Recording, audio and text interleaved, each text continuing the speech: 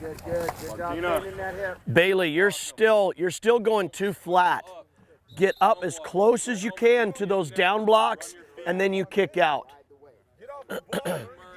You're going as if they're still where they were. They're stepping into the neutral zone to block. You got to get in almost like a J and then kick out on that in-man line scrimmage. If you don't, he'll undercut you and blow up the play. Then you'll go palms up, and then you'll be standing next to me.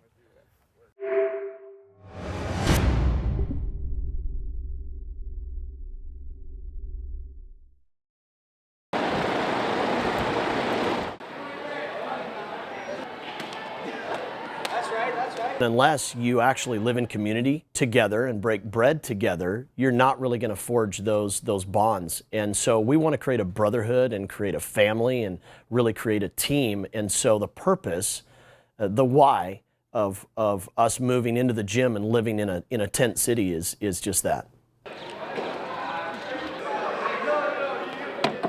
That's a little tough, you know, spending the night in the gym full of everybody. Hard to get a night's sleep, and then all day Wednesday, 2-a-days, you know, football 6 in the morning to 8 a.m. and then 6 to 8 p.m. with lift in between and a bunch of other fun stuff. And then waking up this morning was a little tough, and but it's great once you get onto the field and it's all good. You're playing odds. I had no idea what was going on. Why did I? This is new. We've never done this before, and I like it. Because it's really bringing us together. You know, we're getting a lot more comfortable being around each other. There's a lot more trust going between the players going around. And like I said before, it's just making us more of a family, more like brothers, which is what we need to be.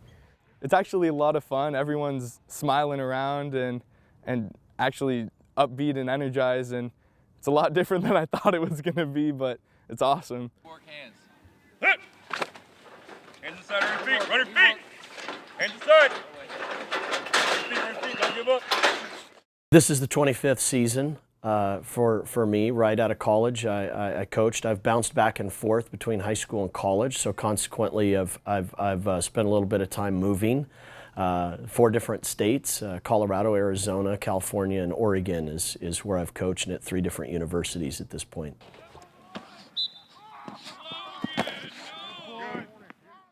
First of all, he keeps us accountable, honestly, a lot more than the last coach did. We're putting in work, working a lot harder than we did. The intensity's rising, physicality, all of it. Hit him, anticipating that he's going to fight to keep his outside arm free, and then you guys cut off the block and then replace the block. All right, here we go.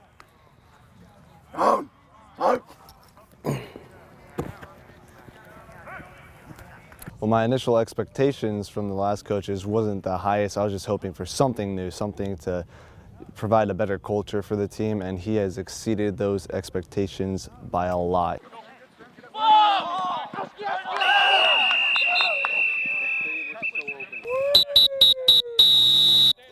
That's a touchdown in 2 minutes.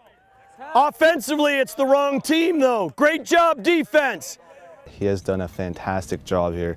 The practices are much better, the run much smoother, it's quicker tempo all the time. The team is already much better than it was last year, and we haven't even played the first game.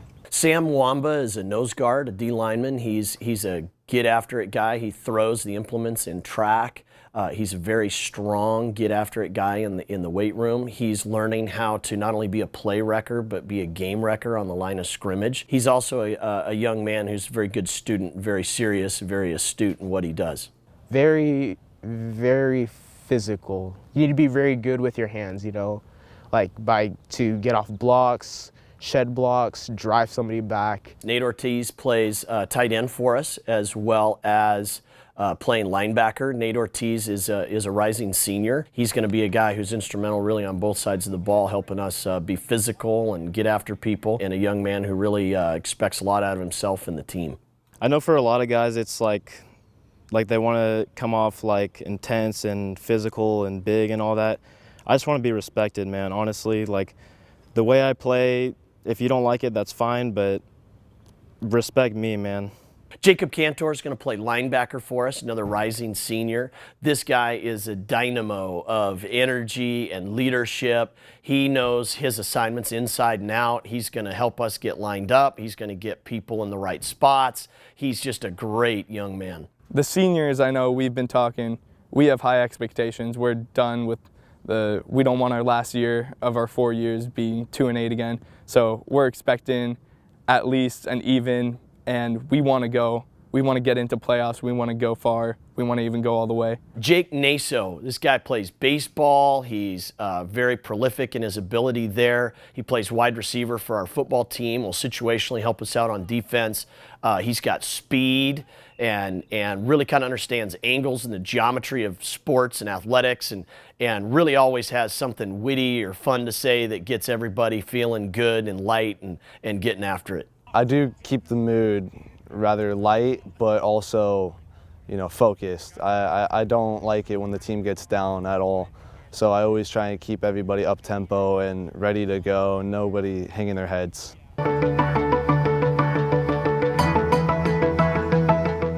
At some point, everybody here felt sorry for himself. I'm sore, or I don't feel good, or hey, it's hot, but we pushed through that adversity, didn't we? Yes, sir. It's normal to think those thoughts. What's abnormal is to battle through it and push through it. And at one point or another, nearly every single guy here did that. So I'm proud of you guys for that. 1, 2, 3. Great job today, Q. Bam, bam, Cam. All right, you two break us out. Let's go. Mustangs on 3. 1, 2, 3. Mustangs. 4, 5, 6. Lion chasers.